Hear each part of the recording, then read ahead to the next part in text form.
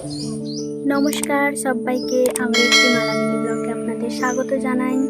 আজকে এসেছি শীতলা মায়ের মন্দিরে, তো আপনাদের দেখাবো পুরোটা। আমি এসেছি, আমার বান্ধবী ললিতা এসছে, তো আপনাদের পুরোটা দেখাবো। আজকে অম্বুবাচী, তো সবাইকে জানাই শুভ অম্বুবাচী। ললিতা আমাদের মায়ের দর্শন করাই, ইনি হচ্ছেন সেই শীতলা মা জাগ্রত। আমাদের পাশের গ্রামেই এখানে ঠাকুর আছে। তো আমরা আজকে অম্বুবাচী, আমরা দুধ কলা আম খাবো, আর ভগবানকে একটু সেবা না দিলে হয়। তো তার জন্য আমি আর আমার বান্ধবী চলে এসেছিলাম, আর বাইরে খুব ঝিরঝির করে বৃষ্টি হচ্ছিল।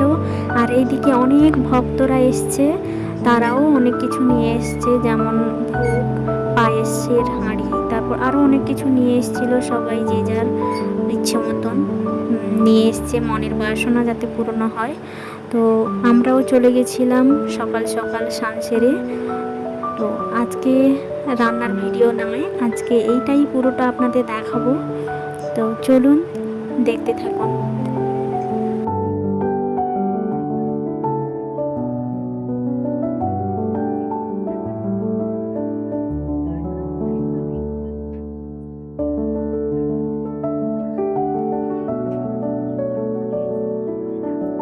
কত সুন্দর লাগছে না মায়ের মুখটা দেখতে। এখানে ঠাকুর মশাইও চলে এসছে, সব কিছু রেডি হয়ে গেছে, মাকে ভোগ দিয়ে দিয়েছে। তো এবার হবে পুজো। যার যেমন মনের বাসনা মায়ের কাছে বলতে পারেন, সবার ইচ্ছে মা পূরণ মঙ্গল করবে মা। এবার কোনো কথা নয়, পুজো হবে, দেখতে থাকুন।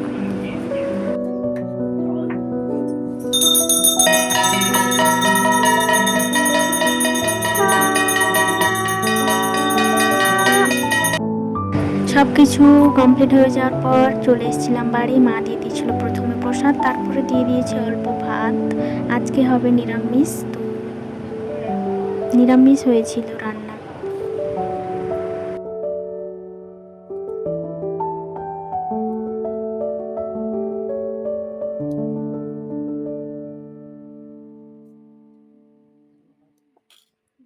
হয়েছিল ভেন্ডি ভাজা, মটর আলুর সবজি, আর এখানে কুঁদলি ভাজা, দিয়ে দিয়েছিল আলু মাখা, আর এটাই, আর কিচ্ছু না।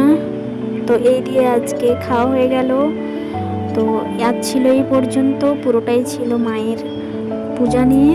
তো দেখা হচ্ছে পরবর্তী একটি ব্লগে। ভালো থাকবেন সবাই, আর সবাইকে জানাই অম্বুবাচীর শুভেচ্ছা। Thank you.